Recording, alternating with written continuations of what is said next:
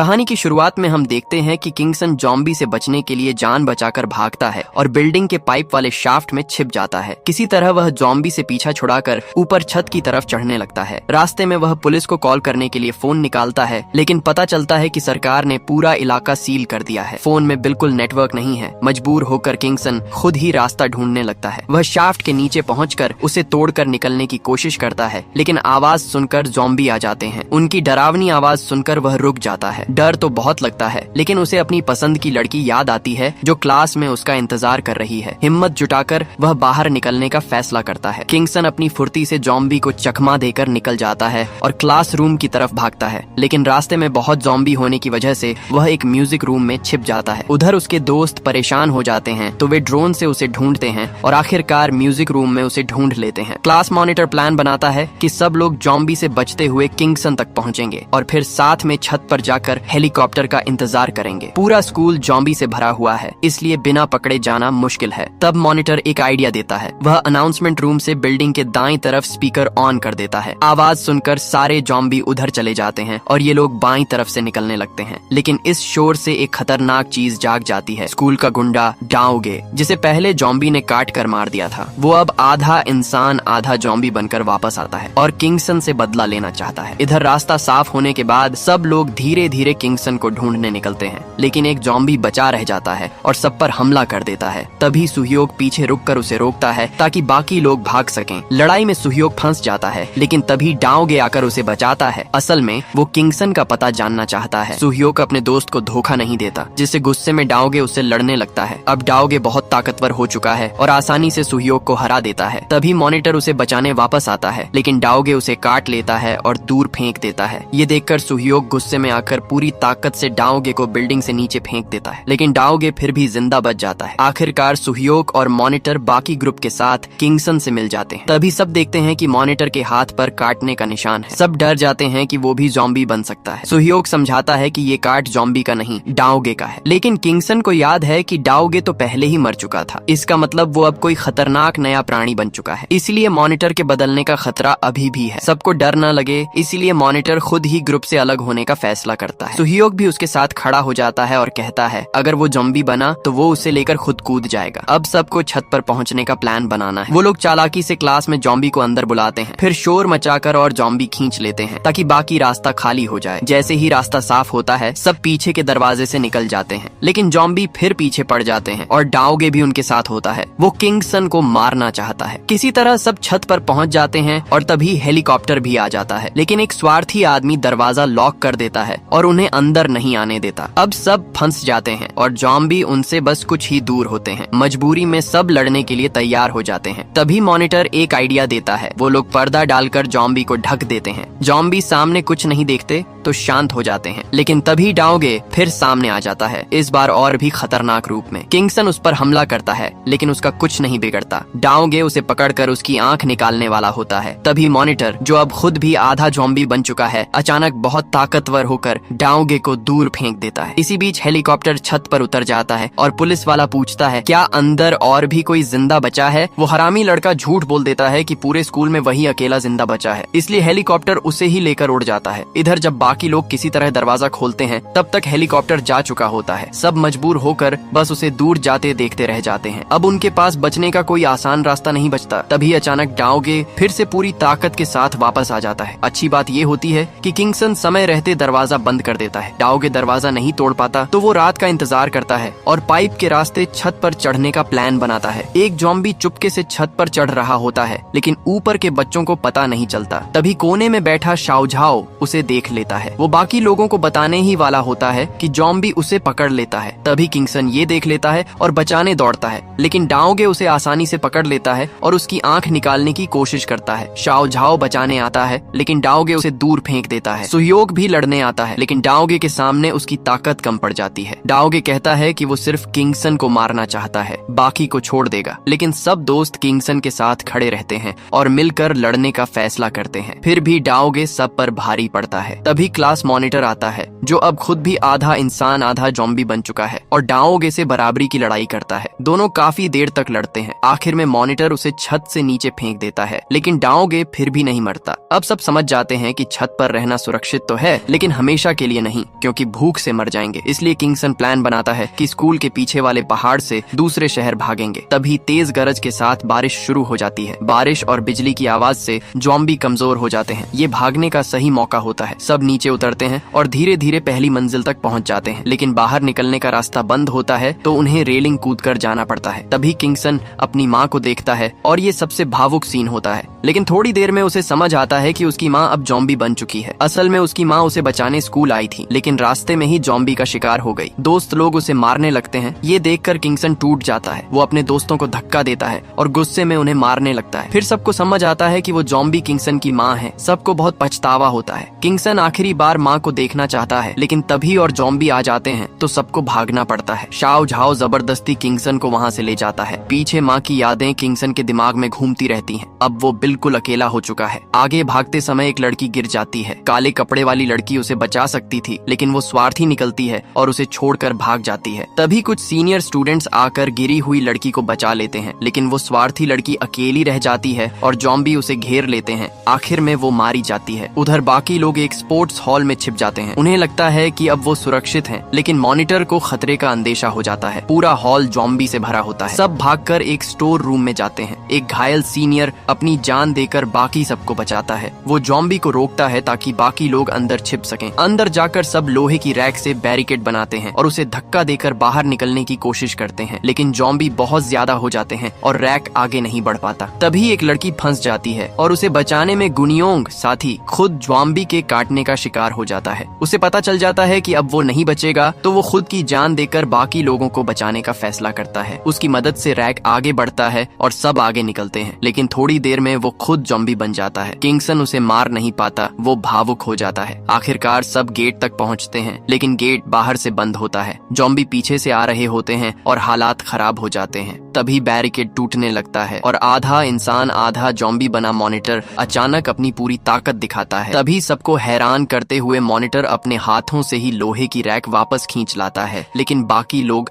अब ज्यादा देर तक टिक नहीं पा रहे होते। घबराया हुआ शाओ झाओ लोहे के गेट को अपने शरीर से टक्कर मारने लगती है, लेकिन उसकी आवाज से डाओगे फिर वहाँ पहुँच जाता है। जैसे ही वो दोबारा गेट मारने वाली होती है, अचानक दरवाजा खुल जाता है। सबको लगता है डाओगे आ गया, लेकिन सामने शाओ झाओ के पापा होते हैं जो उसे बचाने आए हैं। सब तुरंत बाहर निकलकर ज़ॉम्बी को अंदर बंद कर देते हैं। अब अंकल सबको लेकर पीछे वाले पहाड़ की तरफ भागते हैं, लेकिन ज़ॉम्बी की बड़ी भीड़ उनके पीछे लग जाती है। किसी तरह सब भागकर टेनिस कोर्ट में छिपते हैं, लेकिन वहाँ भी चारों तरफ ज़ॉम्बी घेर लेते हैं। जल्द ही ज़ॉम्बी गेट तोड़कर अंदर घुस आते हैं और लड़ाई शुरू हो जाती है। शाओ झाओ के फायरमैन पापा आग जलाकर सारे ज़ॉम्बी को एक जगह इकट्ठा कर देते हैं और सबको पीछे के दरवाजे से निकलने का मौका मिल जाता है, लेकिन आग बुझते ही ज़ॉम्बी फिर पीछे पड़ जाते हैं। सबको बचाने के लिए शाओ झाओ के पापा खुद रुक जाते हैं। किंगसन और सुहियोक उन्हें बचाने वापस आते हैं, लेकिन अंकल खुद को अंदर बंद कर लेते हैं क्योंकि उन्हें पहले ही ज़ॉम्बी ने काट लिया था। शाओ झाओ रोती है, लेकिन पापा की कुर्बानी से सबको भागने का मौका मिल जाता है। अब बस कंस्ट्रक्शन साइट पार करके पहाड़ पहुंचना होता है। तभी मॉनिटर अचानक सबको रोक देता है। उसे तेज कदमों की आवाज सुनाई देती है। सब ऊपर भागते हैं। पीछे पीछे ज़ॉम्बी भी आ जाते हैं। ऊपर कोई छिपने की जगह नहीं होती।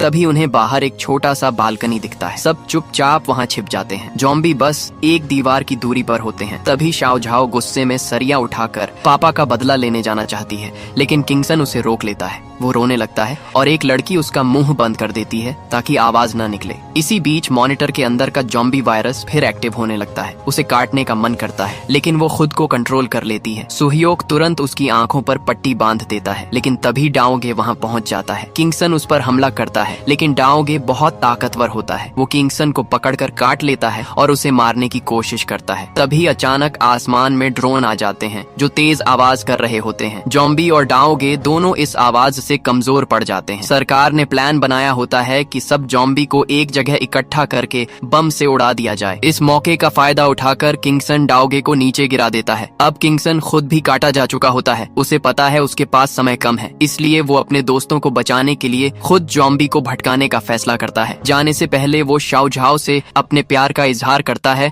और अपना नाम उसे दे देता है। बदले में शाओझाओ भी अपना नाम उसे देती है। सबकी आंखें नम हो जाती हैं। फिर किंगसन उसे गले लगाकर अकेला ही दौड़ पड़ता है। उसकी आवाज सुनकर सारे ज़ॉम्बी उसकी तरफ आ जाते हैं। वो उन्हें छत की तरफ ले जाता है। आखिर में वो लिफ्ट शाफ्ट में कूद जाता है। ज़ॉम्बी भी पीछे कूदते हैं, लेकिन बेवकूफ होने की वजह से गिरकर मर जाते हैं। इस तरह किंगसन पूरा ज़ॉम्बी ग्रुप खत्म कर देता है। इधर उसके दोस्त पहाड़ तक पहुंच जाते हैं, लेकिन किंगसन में अब बदलने के लक्षण दिखने लगते हैं। तभी डाओगे फिर से आ जाता है और दोनों के बीच आखिरी लड़ाई होती है। किंगसन कमजोर पड़ जाता है और डाओगे उसकी आंख फोड़ देता है। तभी सेना को स्कूल पर बम गिराने का आदेश मिल जाता है। आखिरी पल में किंगसन डाओगे को पकड़कर लिफ्ट शाफ्ट में कूद जाता है और तभी मिसाइल आकर धमाका कर देती है। बाद में शाओझाओ और बाकी लोग उसे ढूंढते हैं, लेकिन किंगसन कहीं नहीं मिलता। ऐसा लगता है कि वो मर गया, लेकिन शायद वो अभी भी जिंदा हो। आखिर में सब लोग पहाड़ पार करके दूसरे शहर पहुंचते हैं। वहाँ सब कुछ साफ सुथरा होता है, जैसे कुछ हुआ ही नहीं, लेकिन माहौल अजीब लगता है। तभी मॉनिटर को एहसास होता है कि बहुत सारे ज़ॉम्बी उनकी तरफ आ रहे हैं। सब भागते हैं, लेकिन एक लड़का गिर जाता है। अब सब तय करते हैं भागने से बेहतर है लड़कर मरना, और सब हथियार उठाकर आखिरी लड़ाई के लिए तैयार हो जाते हैं। सबकी मिलकर की गई शानदार टीम वर्क से ज्यादातर ज़ॉम्बी जल्दी खत्म हो जाते हैं। तभी एक चालाक ज़ॉम्बी पीछे से दीदी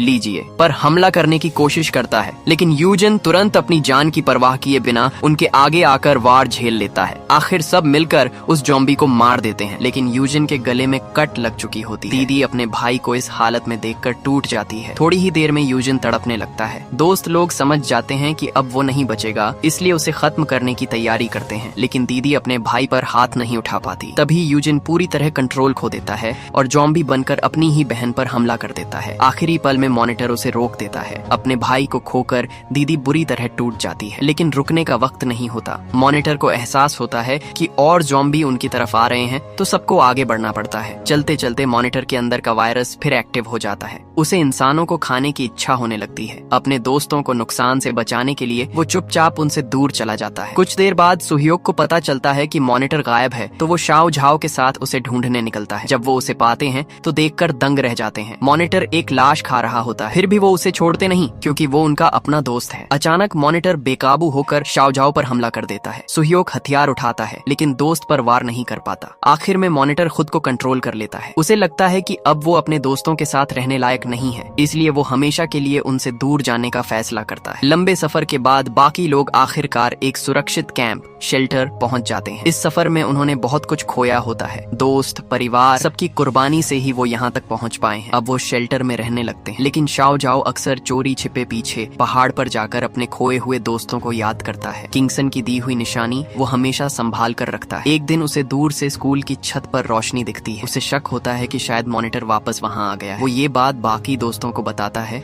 और सब रात में चुपके से स्कूल जाने का प्लान बनाते हैं। जब वो वहाँ पहुँचते हैं तो सच में छत पर आग जलती हुई मिलती है। तभी अचानक मॉनिटर सामने आ जाता है। अब वो फिर से नॉर्मल दिख रहा होता है। दोस्तों को देखकर वो बहुत भावुक हो जाता है। अब वो अपनी ताकत का इस्तेमाल करके बचे हुए ज़ॉम्बी खत्म कर रहा होता है। यहीं पर सीजन 1 खत्म होता है और सबसे बड़ा सवाल अभी भी बाकी है, क्या किंगसन जिंदा है या नहीं? इसका जवाब सीजन 2 में मिलेगा।